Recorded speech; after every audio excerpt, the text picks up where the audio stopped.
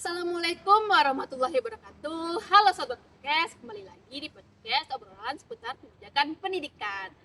Jadi perkenalkan, nama aku Nina Masyah. Aku selaku presenter yang akan mewawancarai salah satu narasumber hebat kita. Narasumber kita kali ini merupakan salah satu mahasiswa aktif yang ada di Departemen PKNH. Beliau juga merupakan salah satu anggota aktif HMD PKNH. Mungkin bisa diperkenalkan dirinya? Perkenalkan, nama saya Fatma Azhara dari program studi Pendidikan Pancasila dan Kewarganegaraan. Ya, baik, terima kasih ya Fatma. Nah, kali ini kita bakal ngobrol santai tentang demokratisasi dan desentralisasi pendidikan serta kebijakan pendidikan di daerah dan isu-isu krusial tentang pengelolaan dan mutu pendidikan. Oke, Fatma, kita langsung saja ya ke pembahasan kita. Untuk pertama, aku pengen nanya nih ke Fatma, apa sih yang dimaksud dengan demokratisasi pendidikan dan mengapa hal ini penting diterapkan di pendidikan di Indonesia? Nah, demokratisasi pendidikan sendiri yaitu adalah upaya pendidikan di mana semua warga negara berhak mendapatkan pendidikan yang adil, setara, dan ada tanpanya diskriminasi. Lalu, artinya semua orang, baik itu di kota maupun di desa, baik dari keluarga mampu maupun kurang mampu, memiliki kesempatan yang sama terhadap pemenuhan hak pendidikan sampai ke jenjang SMA. Mengapa desentralisasi ini penting? Karena dengan adanya pendidikan ini dapat meningkatkan taraf kualitas hidup dan membuat masyarakat ini lebih adil dan setara. Lalu tanpa adanya desentralisasi pendidikan sendiri akan cenderung kelompok tertentu akan semakin maju dan kelompok yang tertinggal akan semakin tertinggal. Contohnya, pemerintah itu menerapkan program wajib belajar 12 tahun yang membuat semua warga negara berhak mengenyam pendidikan sampai ke jenjang SMA. Lalu pemerintah juga menerbitkan Kartu Indonesia Pintar yang merupakan wujud pemerintah untuk menciptakan agar siswa yang berasal dari keluarga kurang mampu dapat bersekolah dan memenuhi kebutuhan pas dia bersekolah. Oke, terima kasih Fatma. Jadi intinya agar semua masyarakat Indonesia itu mendapatkan pendidikan yang layak ya. Jadi setelah kita membahas tentang demokratisasi pendidikan nih, kita lanjut saja membahas tentang desentralisasi pendidikan. Nah, setelah kita membahas tentang demokratisasi pendidikan, kita lanjut nih membahas tentang desentralisasi pendidikan. Menurut Fatma sendiri, apa sih yang dimaksud dengan desentralisasi pendidikan dan bagaimana penyelenggaraan atau pengelolaannya di kebijakan pendidikan daerah? Menurut saya, desentralisasi pendidikan adalah pelimpahan wewenang pengelolaan pendidikan dari pemerintahan pusat kepada pemerintah daerah dan satuan pendidikan.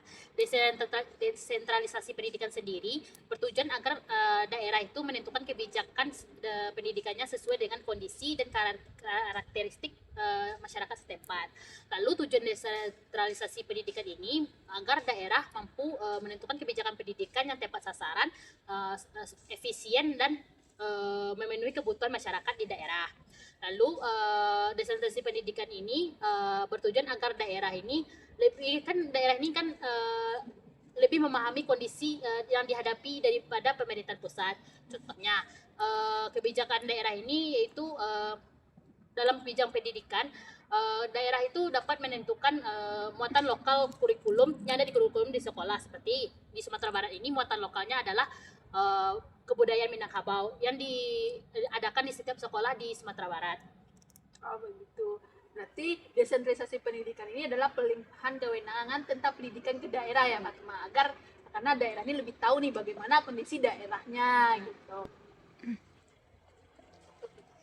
Oke Fatma, selanjutnya kita akan membahas tentang model kebijakan otonom. Menurut Fatma sendiri nih, apa sih model kebijakan otonom dan mengapa setiap daerah itu memiliki kebijakan pendidikan yang berbeda-beda? Menurut saya, model kebijakan pendidikan dari daerah otonom adalah tata cara pengelolaan kebijakan pendidikan oleh pemerintah, dengan mana pemerintah itu merancang dan melaksanakan kebijakan pendidikan tersebut sesuai dengan kewenangan dan otonomi yang dimilikinya. Kebijakan pendidikan sendiri di masing-masing daerah itu memiliki karakteristik yang berbeda-beda karena di masing-masing daerah itu berbeda-beda bagaimana kondisi sosial, ekonomi, budaya, dan geografis yang dimilikinya. Maka penerapan kebijakan pun akan masing-masing di setiap daerah itu akan berbeda antara satu daerah dengan daerah lainnya. Model kebijakan pendidikan daerah otonom sendiri mengapa dilakukan berbeda-beda, bukan karena untuk membedakan kualitas pendidikan, tetapi lebih ke pemanfaatan kebijakan pendidikan yang lebih efektif dan efisien agar tepat sasaran kepada masyarakat di daerah tersebut. Contohnya, masyarakat di daerah perkotaan itu lebih mengutamakan pembelajaran berbasis teknologi IT, sedangkan masyarakat di daerah pedesaan itu lebih mengutamakan pada aspek penyediaan guru yang berkualitas, sarana pendidikan yang lebih layak, dan transportasi antar jemput siswa di sekolah. Oke, terima kasih Fatma. Jadi agar kebijakan pendidikan ini sesuai ya dengan daerahnya. Oke Fatma, setelah kita membahas tentang pengertian model kebijakan otonom, aku ingin bertanya lebih lanjut ke Fatma nih, bagaimana sih contoh penerapan model kebijakan otonom ini dan apa saja manfaatnya bagi sekolah dan masyarakat? Baik, contoh penerapan model kebijakan daerah otonom sendiri yaitu pemerintahan daerah dapat mengatur program kebijakan pendidikannya sesuai dengan potensi dan karakteristik di wilayahnya. Kebijakan ini dapat dilakukan dengan kerjasama antara pemerintah daerah, masyarakat, dan para guru. Lalu manfaat dari kebijakan pemerintahan ini sendiri yaitu dapat menyesuaikan dengan kebutuhan siswa yang lebih relevan dan agar kebijakan itu sendiri menyumbang manfaat yang lebih besar kepada daerah dalam menentukan kebijakan pendidikan itu sendiri. Contohnya, kebijakan daerah ini pemerintahan daerah memberikan beasiswa kepada mahasiswa maupun para siswa yang berprestasi maupun kurang mampu untuk melanjutkan pendidikan ke jenjang selanjutnya. Oke, berarti itu ya contoh dari model kebijakan otonom menurut Fatma. Oke Fatma, kita beralih pembahasan nih ke pembahasan kita selanjutnya itu tentang SNP, Standar Nasional Pendidikan.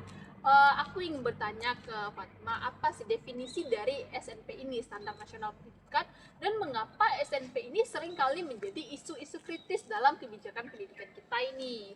Baik, menurut saya standar nasional pendidikan adalah standar minimum yang harus dimiliki oleh setiap satuan pendidikan di Indonesia. Karena standar pendidikan nasional ini harus tetap terjaga dan harus merata di setiap satuan pendidikan di Indonesia. Standar nasional pendidikan ini sendiri terdiri dari standar isi, proses pembelajaran, kompetensi lulusan, pendidik dan tenaga kependidikan, pengelolaan, pembiayaan, serta penilaian peserta pembelajaran. Lalu kenapa ini menjadi isu kritis? Karena masih banyak sekolah-sekolah di daerah ini belum mencapai standar pengelolaan pendidikan itu sendiri.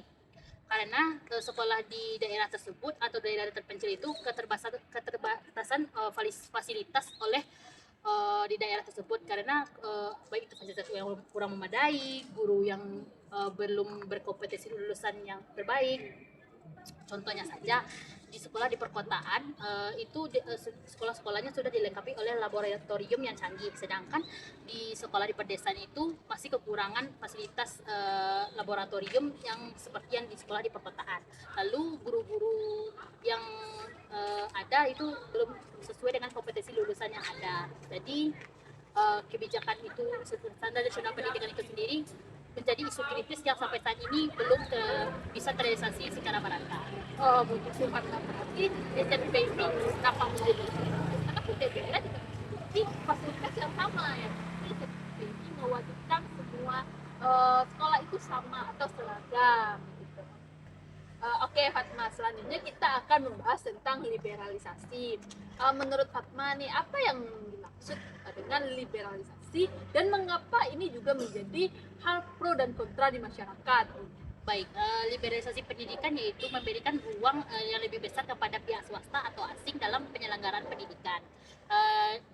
Di sini bukan hanya penyelenggaraan pendidikan oleh negara saja, tetapi juga diselenggarakan oleh pihak swasta dan asing untuk menjadikan potensi dan efisiensi dan daya saing terhadap kebijakan pendidikan. Lalu, kenapa kebijakan ini menjadi pro kontra di masyarakat? Karena di satu sisi ini menjadi inovasi dan kurikulum terbaru bagi pendidikan di Indonesia. Namun di sisi lain, kebijakan tersebut dapat menimbulkan biaya yang cukup mahal untuk sekolah di swasta, dan ini bisa membuat kesenjangan pendidikan bagi keluarga-keluarga yang kurang mampu menyekolahkan anaknya di sekolah swasta. Contohnya, jika kebijakan ini diterapkan, karena sekolah swasta ini menerapkan biaya yang cukup mahal dalam penyelenggaraan pendidikan di sekolahnya. Hal ini menimbulkan kesenjangan antara keluarga yang mampu dan keluarga yang kurang mampu dalam menyekolahkan peserta didik di sekolah. Ini merupakan kesenjangan antara kurikulum terbaru yang diciptakan oleh sekolah swasta dan sekolah negeri. Di mana sekolah swasta ini lebih unggul di dalam kurikulum, sedangkan sekolah negeri ini harus ditentukan oleh standar nasional yang sudah kita bahas sebelumnya. Hal ini merupakan kesenjangan yang terjadi di sekolah negeri dan sekolah swasta. Oke, terima kasih Fatma. Jadi ini dapat membuat kesenjangan antara sekolah negeri dan swasta ya Fatma. Nah, pertanyaan terakhir ini Fatma. Mengapa profesionalisme pendidik, manajemen pengelolaan sekolah, dan pengalihan kewenangan pengelolaan SMA atau SMK itu menjadi isu penting dalam kebijakan pendidikan? Mengapa peningkatan mutu pendidikan ini penting? Karena peningkatan mutu pendidikan bagi guru itu, karena guru itu adalah pelaku utama dalam proses pembelajaran. Guru yang profesional tidak hanya mampu mengajar di kelas, tapi mampu mengelola kelas dan menyampaikan materi secara tepat, lalu menjadi teladan bagi murid-muridnya. Selain itu, pengelolaan pendidikan yang baik bagi sekolah dapat menentukan efektivitas kebijakan di sekolah dan meningkatnya mutu pendidikan di sekolah.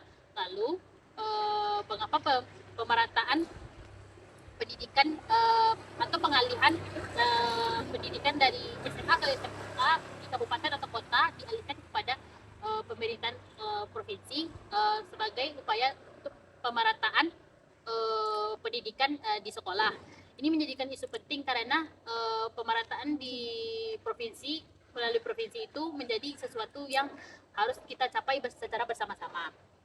Contohnya saja, guru yang profesional itu dan melakukan sertifikasi itu memiliki daya ajar yang cukup baik dan memiliki kreativitas dalam mengajar, sehingga menciptakan siswa-siswa yang berprestasi. Lalu ada contoh yang lain, yaitu sekolah mampu mengelola kebijakan atau aturan di sekolah dengan pengelolaan kebijakan untuk pengelolaan dana BOS secara efektif agar sekolah tersebut dapat berjalan dengan sesuai dengan tujuan-tujuan yang telah dirancang sebelumnya. Oke, terima kasih Fatma. Oke Fatma, terima kasih ya. Tadi merupakan pertanyaan terakhir dari aku nih. Jadi teman-teman, setelah aku berbincang dengan Fatma, dapat aku simpulkan bahwa demokratisasi dan desentralisasi pendidikan merupakan salah satu hal yang dapat mewujudkan pendidikan yang adil dan merata di seluruh daerah, dan daerah juga dapat menyesuaikan kebijakan pendidikan sesuai dengan kebutuhannya. Sedangkan otonomi daerah dapat membuat kebijakan secara kontekstual, tetapi juga mengikuti standar nasional kebijakan pendidikan di pusat.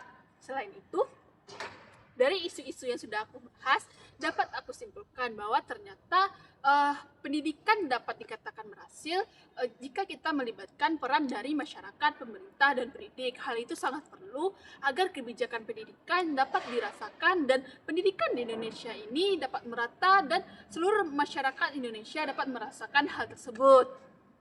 Nah, mungkin itu ya closingan dari aku. Hanya itu pembahasan menarik kita hari ini. Selanjutnya kita akan membahas tentang hal yang lebih menarik lagi. Jadi tetap stay di YouTube ini. Jangan lupa like, comment, and subscribe. Dadah!